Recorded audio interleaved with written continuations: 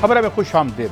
मेरे साथ अभी होंगे आरिफ मीर भट्टी साहब, मगर इसके साथ इंतहाई मुअज़्ज़ज़ मेहमान और मुमताज़ कानूनदान साबिक़ अटॉर्नी जनरल जनाब अनवर मंसूर खान साहब भी हमारे साथ हैं। मैं कुछ खबरें एनुमरेट कर दूं, फिर बराह रास्त उनकी तरफ चलेंगे। इलेक्शन की तारीख के ऐलान पर क्या अमल होगा, क्योंकि मुस्लिम लीग नून के लीडर जो हैं वो टेस्टली अपने ट्वीट्स में और ये इंदिया देते रहे हैं कि वो शायद उस पर अमल ना, इस तरह अंदाज़ा जिस तरह हमने कल आपको साद रफ़ीक साहब का सुनाया था ट्वीट। मरीम नवाज़ साहब के खिलाफ तौहीन अदालत की कार्रवाई होगी। आज अनवर मंसूर खान साहब ने ये अदालत से दरख्वास्त की और ख़त लिखा है। इस हवाले से उन्हीं से अभी बात करते हैं। इमरान खान की पेशी ने क्या हुकूमत का मनसूबा नाकाम बना दिया है, क्या उन्हें गिरफ्तार करने का जा रहे थे, और फिर last but not the least 15 रुपये फ़ी यूनिट इजाफे की बातें हो रही हैं। ये असल कहानी है और ये असल कहानी किस दिन इन ऊपर वाली कहानियों को कहीं कट क्रॉस ही ना कर दे।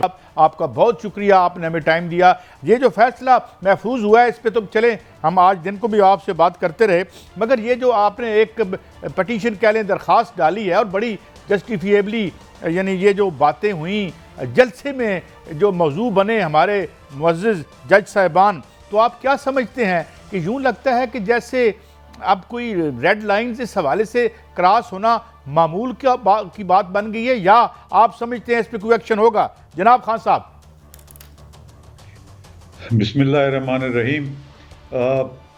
मैंने दरख्वास्त तो नहीं डाली है, बल्कि मैंने एक ख़त लिखा है मुअज़्ज़ज़ चीफ जस्टिस पाकिस्तान को कि जो अदालतें हैं वो उनका वक़ार जो है वो किसी तौर पर मजरूह नहीं होना चाहिए, और जाहिर है कि अगर कोई शख्स उसके वक़ार को मजरूह करता है तो कॉन्स्टिट्यूशन कैटेगोरिकली कहता है कि आप उनको पनिश करें। यहाँ पर मैंने सिर्फ और सिर्फ वो मुख्तलिफ चीज़ें लिखी हैं कि जो कि कानून के दायरे में आती हैं और जो कॉन्स्टिट्यूशन जो कहता है। अब जाहिर है कि ये पूरा का पूरा उन पे इन्हिसार होता है चीफ जस्टिस के ऊपर कि वो एक्शन ले या ना ले, मगर मेरा अपना मुद्दा ये है कि वो उनको एक्शन लेना चाहिए, और कम से कम इस बात पे तो ज़रूर करना चाहिए कि कोर्ट्स और जजेस के बारे में कोई बात न कही जाए। आपको याद होगा कि जब हमारे मुअज़्ज़ज़ जज काजी साहब के ख़िलाफ़ केस चल रहा था तो ये बात आई सामने कि इनके पास ये इन्फॉर्मेशन जो आई है वो कहाँ से आई है, और कोर्ट ने ये कहा कि आप इन्फॉर्मेशन अगर कोई गलत तरीके से लाते हैं तो उसको हम देख ही नहीं सकते हैं। जब मोहतरमा ने बात की और वीडियो लीक की बात की या ऑडियो लीक की बात की, तो ये वही उसमें आ जाता है कि आप इस किस्म की बातें पब्लिक में नहीं कर सकते हैं जब तक कि आपके पास सबूत ना हो उस चीज़ का। महज ऑडियो लीक से आप कुछ हासिल नहीं कर सकते और ना करना चाहिए। ये सब बातें हैं जो कि है, और मेरे ख्याल में अब तो ये एक वतीरा हो गया है कि कल भी उन जजेस के कंधे पे सवार होकर बात कही गई है, जो कि वो भी मुनासिब नहीं है। मेरे ख्याल में इसके अंदर तो इसको रोकना पड़ेगा। अगर रोका नहीं जाए तो शायद फिर ये कभी भी नहीं रुक सकेगा। अच्छा खान साहब, एक सवाल और मेरे ज़हन में आता है कि मैं ये बात करके, ये तीसरा दौर है अनइंटरप्टेड, तो इंस्टेड ऑफ के इंस्टीट्यूशन स्ट्रेंथन होते, उनकी इज्जत बढ़ती, हमने उनका अजीब ही असर कर डाला। क्या do you agree with me? जी बिल्कुल सही कह रहे हैं आप। और जब इंस्टीट्यूशंस के खिलाफ इस किस्म की बातें की जाएं तो जाहिर है कि पब्लिक में इसका बड़ा नेगेटिव इम्पैक्ट होता है, और उनके वक़ार ऊपर होने के बजाय वो गिरता चला जाता है। तो कोशिश ये करनी चाहिए कि अपना वक़ार को बुलंद रखें और ऐसी चीज़ों को जिसकी वजह से वो उसमें कमी वाक़ई होती है उसको रोका जाए। अच्छा खान साहब, ये आपने तो कह दिया, मैं इस बात को ख़त्म करके दूसरे मौजू पे आता हूँ कि डिस्क्रेशन तो चीफ जस्टिस साहब की है या उन मोअज़्ज़िज़ जज साहिबान की है जिन्हें इस अंदाज से मौजूद बहस बनाया गया, जो कि नहीं बनाया जाना चाहिए था। तो वो अपनी यानी रेस्ट्रेंट भी शो कर सकते हैं या इसमें कोई सज़ा का उनसर भी शामिल हो सकता है? देखिए, रेस्ट्रेंट होता है उस वक्त कि जब महज एक इंडिविजुअल जो है वो उसमें इन्वॉल्व हो जाए, मगर जब आप एक जनरलिटी के साथ बात करते हैं, चाहे उसके अंदर एक जज को शामिल करें या दो जज को शामिल करें, मगर जब ये इंटेंशन ये हो कि कोर्ट को किसी न किसी तरीके से उसके ऊपर एक रिस्ट्रेंट कराया जाए, उनको धमकाया जाए ये कहकर के ये दो तो हैं, औरों का भी है, तो उस सूरत में मेरा नहीं ख्याल है कि उसमें रिस्ट्रेंट होना चाहिए और उसके अंदर तो सज़ा होनी चाहिए। मगर अब जाहिर है कि ये सवाबदीद है चीफ जस्टिस का और जजेस का, उनकी अब मर्जी है कि वो प्रोसीड करें या ना करें, और यही मैंने लिखा कि यह आपकी मर्जी है कि आप प्रोसीड करें या ना करें। हाँ साहब, एक और बात कि ये हर जाहिर है जो भी डिस्प्यूटेड मैटर हो उसमें दो फरीकैन तो होते हैं, तो अगर इसको इस तरह से ओवरसाइट करते हैं हम या हम बड़ी एक मैग्नानिमिटी दिखाते हैं, तो कल क्या कोई और भी इसको प्रेसिडेंट समझ के अपने खिलाफ आने वाले फैसले या मुतवक्को फैसले जो वो समझ रहा हो कि मेरे खिलाफ आ रहा है, उस पर फिर वो इसको प्रेसिडेंट भी बना सकता है? जी बिल्कुल बिल्कुल, ये हो सकता है। अगर ये इसको छोड़ दिया जाए इन चीज़ों को, तो दूसरा शख्स भी कह सकता है कि आपने उनको छोड़ दिया तो आपने मुझे क्यों पकड़ रहे हैं। तो ये बातें हो सकती हैं। अब ये रिसेंटली या अभी आज ही कोई किसी की वो आ रही थी, इसी लेटर के ऊपर जिक्र आ रहा था, तो कहा कि जी इमरान खान को ने एक जज को ये कहा था कि उनके खिलाफ कार्रवाई की जाएगी, तो उसको उससे तो माफ़ी मंगवाई है। तो ये इनका क्या कोई ख़ास वो है जो इनके खिलाफ एक्शन ना लिया? ये ओपन टीवी पे बातचीत शुरू हो गई अब तो। अच्छा खान साहब, अभी हमें ज्वाइन भी कर लिया है हमारे आरिफ हमीद भट्टी साहब ने। थैंक यू वेरी मच भट्टी साहब। खान साहब, अनवर मंसूर खान साहब हमारे साथ हैं। मैं एक सर के फिर आपकी तरफ आऊँगा, आप पूछिएगा मज़ीद बातें। खान साहब, सुबह 11 बजे फ़ैसला आना है और टाइम कुछ ले रही है फाजिल अदालत, तो कोई क्या मखमसा है, कोई इशू है in the wake of all those things and being जो कही गई जलसों में भी, और ये इशारे भी किए गए ट्वीट्स में कि हम शायद ये फैसला ना माने, तो क्या ऐसी एक अनटूवर्ड सिचुएशन हो सकती है? देखिए, फैसला लिखने में इसलिए कि इसके अंदर बहुत सारे इफ्स एंड बट्स बहुत ज़्यादा हैं इस केस के अंदर, जो कि यूजुअली और केसेस में नहीं होते हैं। इसके अंदर ये तय करना है कि किसने, ये तो तय तकरीबन हो गया है कि 90 दिन के अंदर इलेक्शन कराने हैं, मगर ये तय करना है कि डेट किसने देनी है, किसके पास ये इख्तियार है, और अगर इख्तियार नहीं इस्तेमाल किया तो इसका इफ़ेक्ट क्या है। ये मुख्तलिफ चीज़ें हैं जो कि आपस में बैठ के तय करके और फिर उनको एक जजमेंट देना है। हो सकता है कि इसमें डिसेंटिंग व्यूज़ भी आएँ, और ये बहुत अच्छी बात होती है कि अगर डिसेंटिंग व्यूज़ आते हैं, बिकॉज मुख्तलिफ व्यूज़ फिर हमें पता चल जाते हैं। अब ये क्या होगा इसके अंदर, जाहिर है कि वो आपस में डिबेट करेंगे, डिबेट करने के बाद फिर वो एक नतीजे पहुंचेंगे, उसके लिए टाइम चाहिए। मेरा नहीं ख्याल है कोई इतना बड़ा इशू है, मगर हाँ ये इशू ज़रूर है जो कि कोर्ट में कहा भी गया है, और वो इशू ये है कि अगर डेट अनाउंस हो जाती है 90 दिन में, 80 दिन के बाद वो ये कहते हैं जी टेररिज्म सडनली हो गया और ये हम पोस्टपोन कर रहे हैं, तो फिर कोर्ट कहती है फिर हमारे पास दोबारा आप आ जाइए, हम कंसिडर करेंगे कि ये चीज़ सही है या नहीं है। और 254 के तहत, आर्टिकल 254 के तहत ये कर सकते हैं, हम कंडोन तो कर सकते हैं मगर परमिशन नहीं दे सकते। ये प्रिंसिपल ले डाउन कर रहे हैं ये।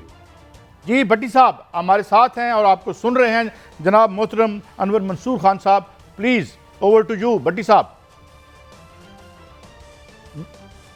बिस्मिल्लाहिर्रहमानिर्रहीम। अनवर साहब, बादियुन नज़र में मोहतरम जज साहबान 5 का 5 बेंच ये तो इस बात पे मुतफिक लगते हैं बज़ाहिर कि 90 दिन में इलेक्शन होने चाहिए। तो क्या इतलात ये हैं कि अगर वो गवर्नर को कहते हैं तो गवर्नर 2 दिन पहले रिजाइन दे देंगे? आज मुस्लिम लीग नून की मुबैना तौर पर मीटिंग भी हुई है और पीडीएम की। आप क्या समझते हैं कि ऐसा फैसला है कि जिसपे इलेक्शन का होना यकीनी हो जाए? अगर वो खाली गवर्नर को पाबंद करते हैं, प्राइम मिनिस्टर को नहीं करते, तो गवर्नर इलेक्शन की 2-4 दिन पहले रिजाइन दे देते हैं, तो फिर 90 दिन का इलेक्शन में होना किस तरह मुमकिन होगा?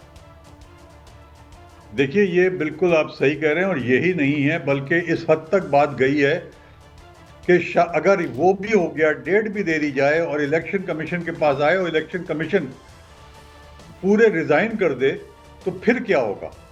फिर तो किसी सूरत में भी नहीं हो सकती। तो जाहिर ये बहुत सारी चीज़ें चल रही हैं मार्केट के अंदर, ये सब बातें हो रही हैं कि इलेक्शन कमीशन भी रिजाइन कर सकता है, वो भी, तो ताकि दोबारा इलेक्शन कमीशन की तश्कील हो जाए, उसमें टाइम लग जाएगा। उसके बाद फिर ये अगर ये गवर्नर डेट देने से मना कर दे और रिजाइन कर दे, मगर ये सब बातें अपनी जगह पर हैं। अब आई एम श्योर कोई ना कोई हल ये पहले निकालेंगे, बिकॉज इशू ये है कि अगर गवर्नर नहीं दे सकता डेट, तो फिर कौन देगा? फिर इलेक्शन कमीशन की तरफ आएंगे या फिर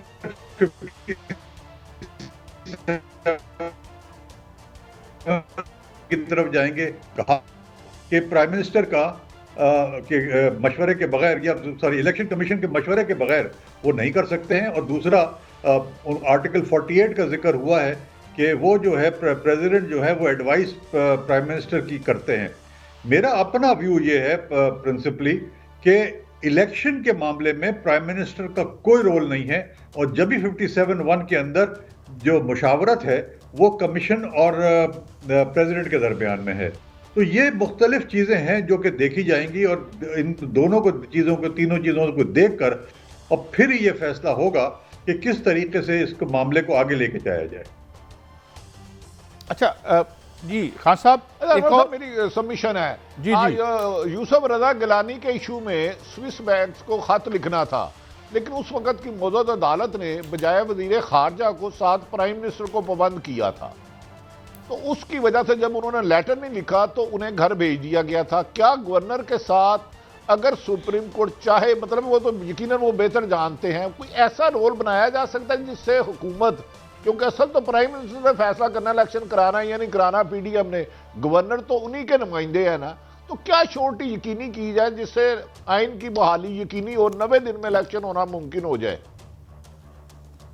मेरे हिसाब से तो इनको ये चाहिए कि अगर गवर्नर नहीं कर सकता है तो 57(1) के तहत प्रेसिडेंट और उसका इलेक्शन कमीशन का मुशावरत के साथ डेट तय किया जाए, ये कह देना चाहिए इनको। मेरा अपना ये मानना है, बाकी अब आगे क्या करते हैं ये तो मैं भी नहीं कह सकता हूँ। अच्छा खान साहब, ये एक और इशू भी आया, हमने देखा काजी फाइज साहब ने एक केस सुनने से जो है वो मजूरी का इजहार किया। ये एक is it a business as usual, या it is something that indicates कोई अंदर कोई इस तरह की, हमें लगती है जिस तरह आजकल बातें बहुत हो रही हैं मुख्तलिफ मकामात पर डिवीजन्स की? देखिए, मैं कह नहीं सकता हूँ डिवीजन है नहीं है, बज़ाहिर लगता यही है कि डिवीजन है, मगर ये है कि कोई रीज़न ज़रूर दिया होगा काजी साहब ने, इसलिए कि वो ऑर्डर क्या हुआ ये मैंने पढ़ा नहीं है, मगर आई एम श्योर कोई ना कोई उन्होंने रीज़न दिया होगा जिसमें माजूरी उन्होंने जाहिर की है कि सुनने से। मैंने वो ऑर्डर नहीं पढ़ा, इसलिए मैं उस पर कमेंट करना मेरे लिए मुनासिब नहीं होगा। जी अच्छा, फिर एक और जी भट्टी साहब, आप कुछ पूछना चाह रहे हैं? अच्छा अनवर साहब, ये जरा रहनुमाई फरमाइएगा, अगर वो इलेक्शन कमीशन को बनाते अदालत, ये तो फैसला यकीनन उन्होंने करना है, आप अटॉर्नी जनरल हैं इसलिए आपसे रहनुमाई ले रहे हैं, क्या वो इलेक्शन कमीशन को बुलाकर ये कह सकते हैं कि भाई आपने इंश्योर करना है 90 दिन में इलेक्शन कराने का और आपकी जिम्मेदारी है, और इस किस्म की भी ले ली जाए कि आप रिजाइन नहीं देंगे, इस किस्म की मुमकिनात है? क्योंकि हुकूमत जो, जैसे आपने कहा, मैं हैरान हूं कि हमसे ज़्यादा आप इन्फॉर्म हैं, एक तो गवर्नर का रिजाइन, दूसरा इलेक्शन कमीशन के रिजाइन देने की आज पीडीएम की मीटिंग में मुबैना तौर पे कंफर्म खबर है। मेरी इतला के मुताबिक वो तरदीद करना उनका हक है। तो ऐसे में हमसे ज्यादा तो सुप्रीम कोर्ट बेहतर जानती है, क्या वो डिसीजन दे कि इलेक्शन यकीनी हो जाए? सिर्फ मेरे इस हद तक है।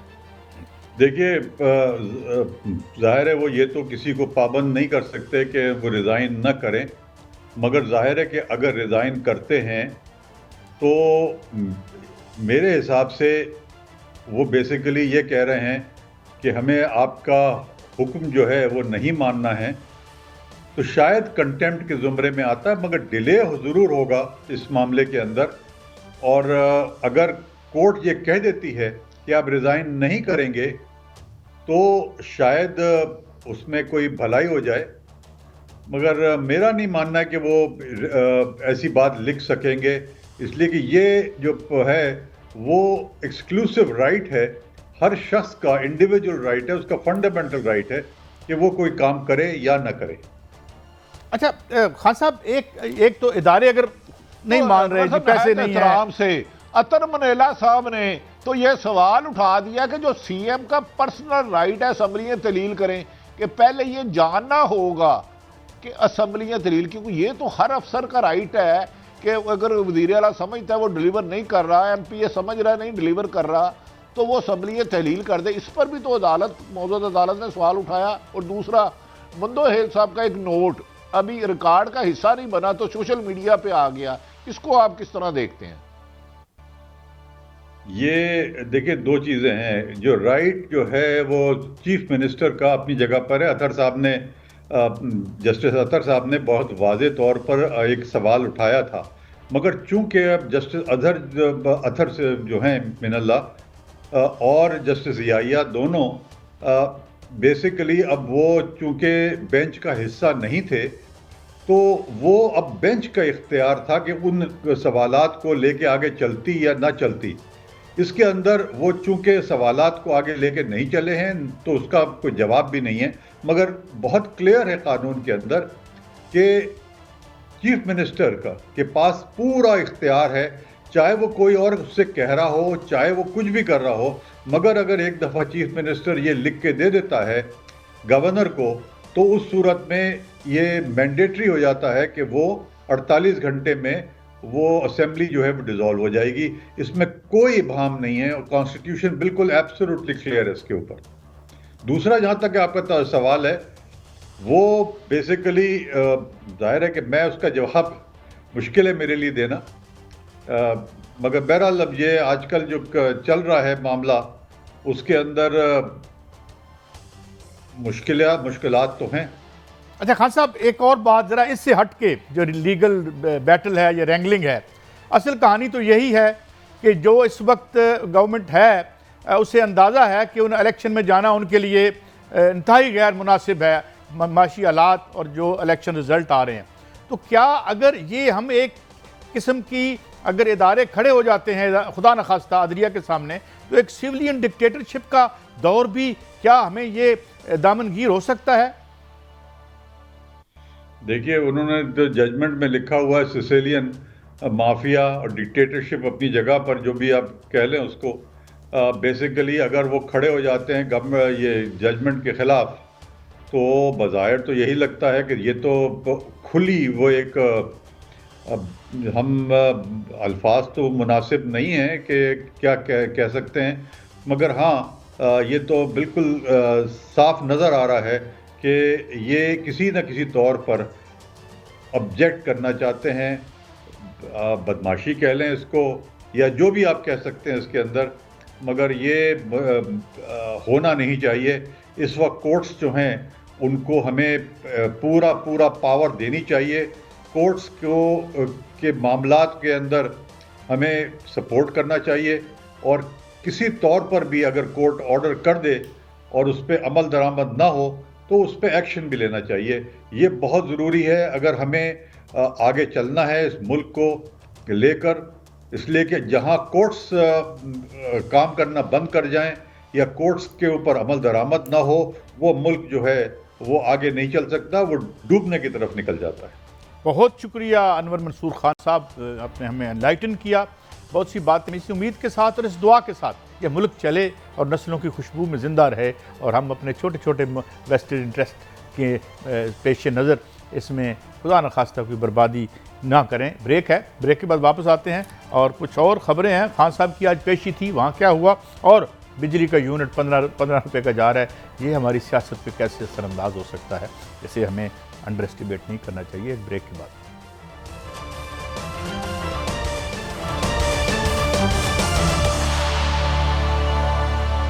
Welcome back. नाज़रीन, मुमताज़ कानूनदान जनाब शुएब शाहीन साहब ने हमें ज्वाइन किया। Thank you very much Shoaib साहब। मैं स्ट्रेट अवे आता हूँ, भट्टी साहब भी हमारे साथ हैं। ये फरमाइए कि कल 11 बजे तक की एक अब डेडलाइन दी गई है कि जनाब फैसला सुनाया जाएगा, मगर सवाल मेरा ये है कि बाई एंड लार्ज लगता है कि जिस तरह अदालत ने भी कहा कि लटकाया जाएगा, जो हमारी एग्जीक्यूटिव ब्रांच या हमारी जो गवर्नमेंट है, लगता नहीं है वो इस फैसले को दिल से मानेगी या इस पर अमल पैरा हो पाएगी। इस बारे में आपका क्या टेक है? देखिए, पहले तो ये नज़र आ रहा है उनकी बदनीयती। आप इलेक्शन कमीशन को, गवर्नर्स को, पीडीएम की तमाम जमातों को, और उसके साथ साथ अगर आप कंडक्ट देखें इंटरिम गवर्नमेंट को, ये तो सारे वन पेज पे हैं और इनका तो यही मतवा नज़र था जिसमें मिनिस्ट्री ऑफ फाइनेंस और फेडरल गवर्नमेंट के सारे इदारे, मिनिस्ट्री ऑफ इंटीरियर, सब ने कह दिया कि हम तो इलेक्शन नहीं करा सकते। तो लेकिन सुप्रीम कोर्ट के सामने सारा रिकॉर्ड भी आ गया, सब कुछ देख लिया। लेकिन जस्टिस उमरता बंदयाल साहब की जो भी जजमेंट आई है, अगर आप ये देखें माजी में कासिम सूरी के खिलाफ जो फैसला दिया था उसको 2 दिन में उन्होंने एग्जीक्यूट भी करा लिया था। सिमिलरली जो दोस्त मोहम्मद मजारी की रूलिंग के खिलाफ फैसला आया था तो उसको चंद घंटे दिए थे कि मतलब अबाउट के 12 बजे से पहले या तो गवर्नर वोट ले ले, नहीं तो प्रेसिडेंट ऑफ पाकिस्तान पाबंद होगा फलां टाइम तक वोट लेने का, और वो इम्प्लीमेंट एंड एग्जीक्यूट हो गया। मेरा नहीं ख्याल कि ये फैसला आए कि 90 डेज में आपने इलेक्शन कराने हैं, जो कि कराने के ये पाबंद हैं। ज़ाहिर है ये तो आइन का मंशा और तकाजा है, और जिनको वो डायरेक्शन दें कि आप इसके मुताबिक आप अमल दरामद करें, ये जो आइन पे अमल दरामद के मुताबिक है, तो मेरा नहीं ख्याल कि कोई अथॉरिटी या कोई इदारा इसको वायलेट करने की जरूरत करेगा, क्योंकि अगर कोई करेगा तो वो सरीहन तौहीन अदालत होगा, और जो शख्स इसमें मुलविस पाया जाएगा यकीनन उसके खिलाफ एक्शन होगा, और न सिर्फ एक्शन होगा, उनके खिलाफ कंटेम्प्ट के साथ साथ क्रिमिनल एक्शन भी हो सकता है। तो मेरा ख्याल है कि तमाम इदारे पाबंद हो गए। हाँ, अलबत्ता इस वक्त तक की जो आवाज़ें हैं या पीटीएम के दोस्त हैं जिनसे हमारी बातचीत होती है, ऑफ द रिकॉर्ड हो या ऑन द रिकॉर्ड हो, तो वो तो ये कहते हैं कि हमने इलेक्शन नहीं कराना या नहीं होने देना, और ये इस वक्त तक की पोजीशन है। लेकिन जब सुप्रीम कोर्ट का हुक्म मिल जाएगा, जब उनका ऑर्डर हो जाएगा, और जिस तरह वो ऑर्डर किया करते हैं, मेरा ख्याल है कि तमाम इदारे पाबंद भी होंगे, वो इलेक्शन भी कराएंगे और इलेक्शन होगा भी। जी भट्टी साहब। अच्छा शुएब साहब, गुजारी ये है कि हमारी इतला है कि पीडीएम की आला सतही मीटिंग हुई है जिसमें लंदन भी राब्ता किया गया। बज़ाहिर वो एक इख्तियारी है मोहतरम नवाज शरीफ साहब। फैसला किया गया कि अगर सुप्रीम कोर्ट कोई ऑर्डर देती है गवर्नर्स को और इलेक्शन कमीशन को खुसूसन, तो ये गवर्नर रिजाइन दे देंगे या इलेक्शन कमीशन रिजाइन दे देगा। अगर ऐसे में वो वक्त से पहले 1-2 रोज कबर रिजाइन दे देते हैं तो फिर सुप्रीम कोर्ट का फैसला कहाँ जाएगा उस सूरत में? देखें, अगर ऐसी कोई सिचुएशन होगी तो अदालत आज खुद भी तारीख दे सकती है। जैसे कासिम सूरी वाले केस में उन्होंने खुद तारीख दे दी कि फलां दिनों के अंदर 2 दिन के अंदर ये इजलास वहीं से तस्वर होगा, और फलां तारीख तक इसका जो नो कॉन्फिडेंस क्वेश्चन के ऊपर रेजोल्यूशन के ऊपर इलेक्शन होगा, और उसके बाद इसका इलेक्शन रिजल्ट अनाउंस किया जाएगा, और सारा वो टाइम बाउंड करके भेजना था। तो मेरा ख्याल अगर ऐसी कैफियत करेंगे तो ये बहरहाल बदनीयती होगी, और इस बदनीयती को दूर करने के लिए इदारों को कंडक्ट भी सामने आ जाएगा और गवर्नमेंट का कंडक्ट भी सामने आ जाएगा, और मेरा ख्याल है सुप्रीम कोर्ट फिर आज खुद डेट भी दे सकती है। और अगर इलेक्शन कमीशन को वो अगर कराते हैं रिज़ाइन, तो इसका मतलब है कि इलेक्शन कमीशन तो फिर एज ए होल मिला हुआ था इनके साथ, ये भी एक उनका कंडक्ट सामने आ जाएगा। और अगर वो चले गए तो फिर एक्टिंग इलेक्शन कमिश्नर का वो जो तैनाती है उसका प्रोसेस भी हो सकता है, और कोर्ट किसी जज को भी ऑथोराइज कर सकती है to act as chief election commissioner. ये माजी में भी होता रहा है, और मेरा ख्याल है कि ये तो बाद में इफेक्ट होगा। लेकिन मेरा नहीं ख्याल कि इस सुप्रीम कोर्ट के फैसले को अवॉइड करने के लिए इतने बड़े कोई कदम वो उठाएं या उसको डिफेंस करने के लिए कोई ऐसा तरीका अडॉप्ट करें जो कि अनकॉन्स्टिट्यूशनल भी हो और इलीगल भी हो। आमतौर पर तो शुएब साहब हम देखते हैं कि अगर इलेक्शन मेरी सबमिशन ये है कि क्या मोहतरम ऑनरेबल जज साहबान वज़ीर आज़म पाकिस्तान में भी पाबंद कर सकते हैं कि इनकी इलेक्शन को यकीनी बनाए, क्योंकि बज़ाहिर मौजूदा चारों सूबों में मुख्तलिफ हुकूमत है, निगरान हुकूमत है 2 सूबों में, लेकिन फैसला उनका एक ही है कि इलेक्शन से फरार। और आज सारा दिन जो समाअत हुई है उसमें ऐसा लगा था कि 5 ऑनरेबल जज साहबान ये इस बात पर मुतफिक थे कि 90 दिन में इलेक्शन होना चाहिए। ऐसे में क्या वज़ीर आज़म को भी कोई हिदायत जारी की जा सकती है कि यह सिर्फ गवर्नर और इलेक्शन कमीशन तक महदूद रहेगी अदलिया? जी, मेरा ख्याल है सुप्रीम कोर्ट बहरहाल तमाम कंसर्न्ड अथॉरिटीज बाउंड हैं to act and aid to act and perform functions in aid of the supreme court of Pakistan under article 189 and 190। तो मेरा ख्याल है सुप्रीम कोर्ट उनको भी डायरेक्शन दे सकती है, क्योंकि ज़ाहिर वजारत ख़जाना ने जो इनकार किया है तो उनको फंड्स चाहिए इलेक्शन कमीशन को, तो उसको उनको फेडरल गवर्नमेंट को भी डायरेक्शन दूंगी, इंटीरियर मिनिस्ट्री को भी डायरेक्शन दूंगी, तमाम कंसर्न इदारों को, फोरम को, अथॉरिटीज़ को, सबको ये आर्डर होगा और किसी की जरूरत नहीं होगी कि वो डिफाइंस करें। और जो करेगा तो नेचुरली ये कॉन्टेम्प्ट ऑफ कोर्ट होगा और प्राइम मिनिस्टर को भी डायरेक्शन दी जा सकती है। कोई भी प्राइम मिनिस्टर जो है वो मुबर्रा या एग्जेम्प्टेड नहीं है from the orders of the court. और यूसुफ रज़ा गिलानी ने खत ना लिखने की पादाश में आपको याद होगा वो उनको सजा भी हुई थी और नाअहल भी हुए थे। अच्छा, ये आज हमने 2-3 दफ़ा देखा जो जमानतों का सिलसिला था, यूँ लगता है कि हुकूमत बड़ी जल्दी में है, लेकिन कुछ सिचुएशन ऐसी क्रिएट हो जाती है अदालतों में कि फिर उनकी ज़मानत आगे एक्सटेंड हो जाती है। तो ये अब क्या ये वो हो रहा है, खेल चल रहा है, यानी क्या कहेंगे इसको आप शुएब शाहीन साहब? देखिए, पहली बात तो यह है कि ज़ाहिर अदालतों को भी थोड़ा सा एहसास करना चाहिए कि एक शख्स बीमार है और उसकी जो कैफियत है नेचुरली बुलेट्स लगी हुई हैं और वो हीलिंग प्रोसेस में है, तो उनको एग्जेम्पशन मिलनी चाहिए। तो और दूसरी तरफ आप देखें नवाज शरीफ साहब जो 6 हफ्ते के लिए टाइम लेकर गए थे, आज 4 साल होने को हैं, वो वापस नहीं आए। ना तो किसी हाई कोर्ट ने उनसे पूछा, ना ही किसी अदालत ने पूछा, और वो जहाँ उनकी यहाँ अपील थी वो भी डिसमिस हो गई है, उसमें भी किसी ने उनके वारंट जारी नहीं किया कि वो कन्विक्टेड है और उनको वहाँ लाने के लिए कोई बंदोबस्त नहीं किया, बल्कि डिप्लोमेटिक पासपोर्ट भी दे दिया गया। इसी तरह आप इसहाक डार साहब का कंडक्ट भी देख लें, सलमान शहबाज का भी देख लें, तो ये सारी मिसालें तो हमारे सामने हैं।